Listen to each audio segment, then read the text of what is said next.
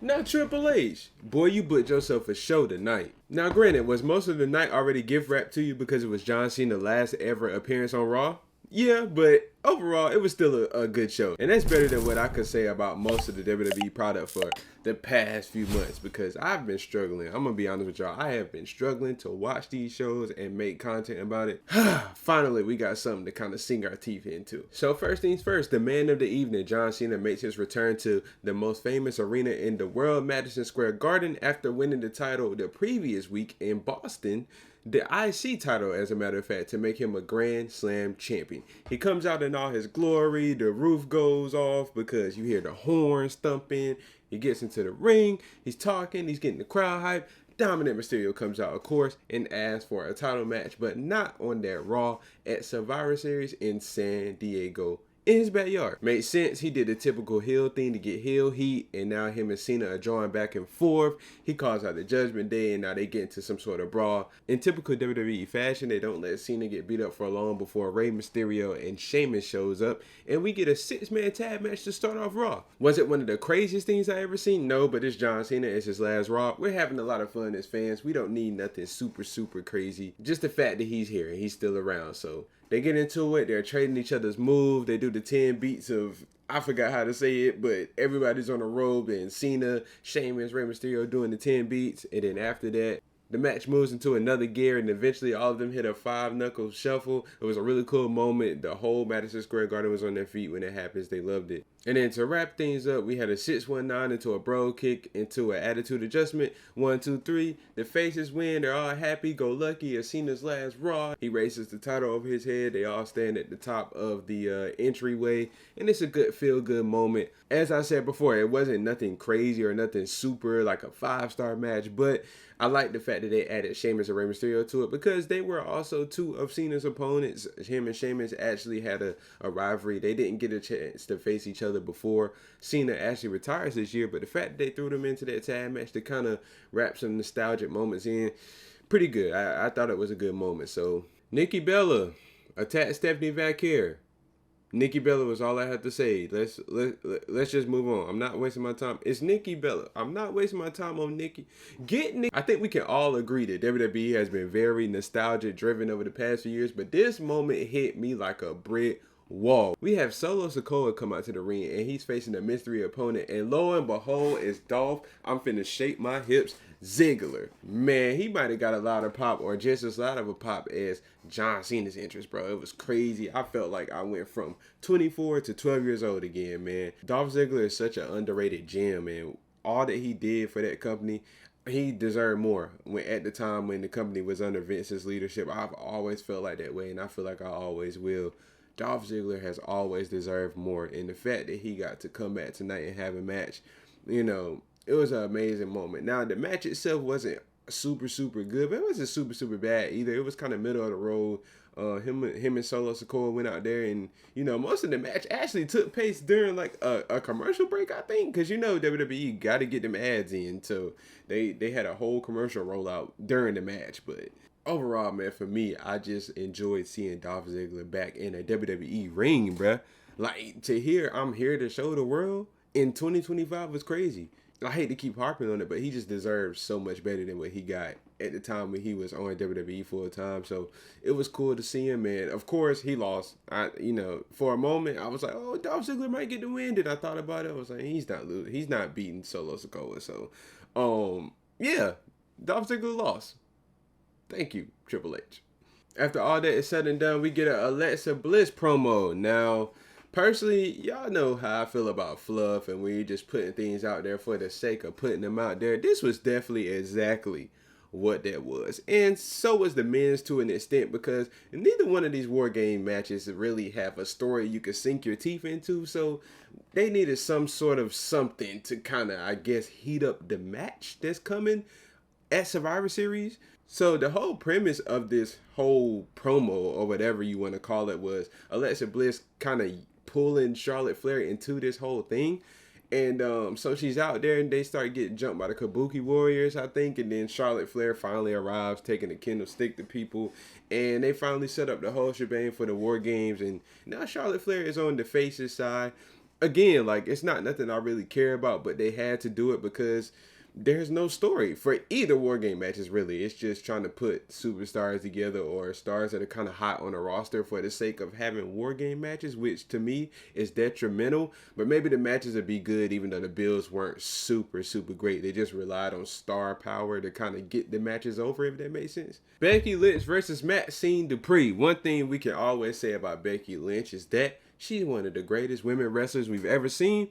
And when it comes time to do her part, she does her part. I was not mad at the fact that Maxine Dupree left with the Intercontinental Championship. She left Madison Square Garden as the new Intercontinental Champion. Now, the thing is going to be, what do they do going forward? Now, it looked like she's improved a little bit from the last time I watched Maxine Dupree, which has been a while, to up to now. Her ring work looks a little better. She looks like she can storytell a little better. So I have high hopes for her. I really think that a lot of things are going to come down to booking, which for the most part they always do.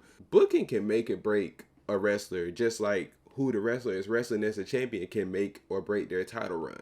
So I need for WWE to give her some good opponents and also work with her, help her continue to develop her character. Hopefully she's hungry and wants to keep working, because at the end of the day, that's what's going to carry her. All right, so we're just going to hope and pray for the best. And I honestly think that she'll probably do a good job. I don't know about great, but she should do a good job before she either loses the belt or we get a good rivalry out of her. All in all, Becky Lynch did a good job helping elevate the title and then pass it on to the youth. So shout out Becky Lynch. And the going theme of this video strikes again because nostalgia definitely played a part in this match. AJ Lee made an appearance and distracted Becky Lynch, which also helped Maxine Dupree get the win. They're still having their rivalry, I guess. Maybe Becky Lynch and AJ Lee are going to get into it again. I haven't been that tuned in, so I don't know if they've been going at it or not the past couple of weeks, but maybe this is a way to get back into the fold of getting that feud rolling again. So we'll see. To an extent, it definitely felt like the match was used to kind of re-spark the AJ Lee and Becky Lynch rivalry more so than give the title to Maxine Dupree. You know, it felt like the match was a tool to re-spark that feud. But nonetheless, Maxine Dupree became the champion, so we'll leave it at that. One thing I could tell y'all for sure, though. One thing I could tell y'all for sure, we got a match of the year candidate on a TV show. Javon Evans and Gunther put up a banger. First of all, Gunther came back with the Walter theme song, so I already felt like Javon Evans was getting BTA. I ain't gonna lie, I thought it was gonna be like a 5 to 6 minute match and he was gonna get choked out. But no, they went out there and hooped. They went out there and hooped. My eyes was glued to the TV. It's one of the best TV matches I've watched in a while. Javon Evans, shout out to him for being from North Carolina. North Carolina stand up, strong. But he went out there and did his thing, and it's like when this dude gets to the main roster, he's gonna be ridiculous. He already is, and he hasn't even been fully submerged into being a main roster talent. When he finally gets to Raw and or SmackDown, oh, it's gonna be crazy. I feel like as soon as he gets there, put the Intercontinental Championship on him, put the U.S. title on him, he has it. He has it all. He has the charisma. He's good on the mic. His wrestling skills are... And he looks really polished, really polished. So when he finally gets called up, which will probably be after Obafemi, which I feel like Obafemi is coming in the next couple months or year. And we'll probably see Javon around like the end of 2026, 2027 on the main roster. We don't want to rush it because we want his development to be good. But Javon Evans is head and shoulders over some of the talent that's already on TV, if you ask me. So, but yeah, him and Gunther put up a great match. And sometimes I actually thought Javon was going to win the match. And that's crazy to say because in my mind and in my heart, I always truly felt like Gunther was winning no matter what.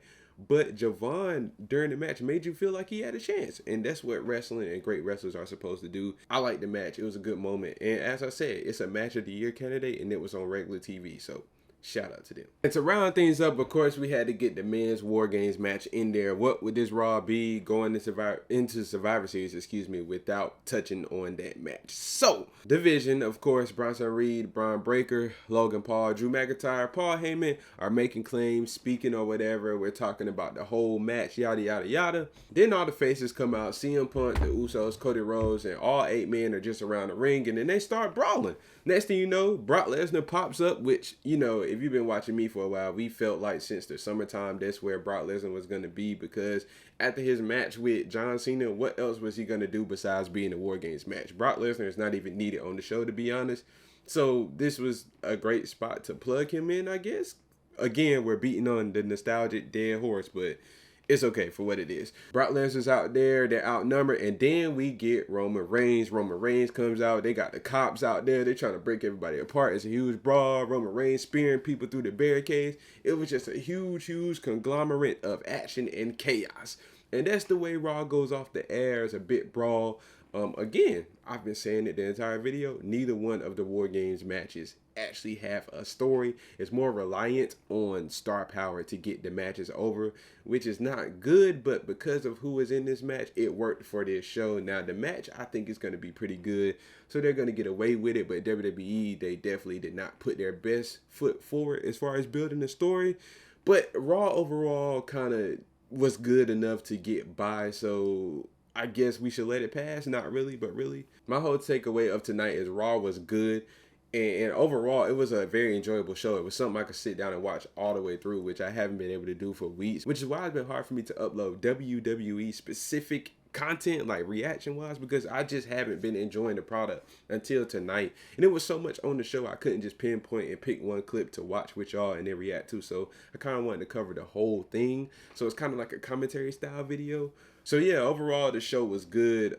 Not too much to complain about. I do think that WWE is still relying too much on nostalgia and the older guys, you know. To me, that's just how I view it. I'm not trying to be a Debbie Downer and take a piss on the show, because I still think overall it was a good quality show. It was actually one of the best Raws we've had in a while, but they still relying on nostalgia too much for me. We need to work better on building younger stars, man, because you got the 40-plus-year-olds out here with the top spots, you know, and you got 20, 30-year-olds that are still in the back, still in catering. So let's please work on getting them more involved. I guess I'll let y'all know what I think is going to happen in the War Game matches. I had to sit and think about it, but I'll let y'all know in the future video. What did y'all feel about Raw? I thought it was pretty good, and we'll just see what happens going forward. Hopefully they can keep the ball rolling and just get the younger talent more involved, because that's what's going to help the product. We can't keep relying on the older guys, man. So like and subscribe if you do. Leave a comment too. I'm going to see y'all in the next video. Poppin' tag, YSL, Javon Evans and Gunther Cook though, bro.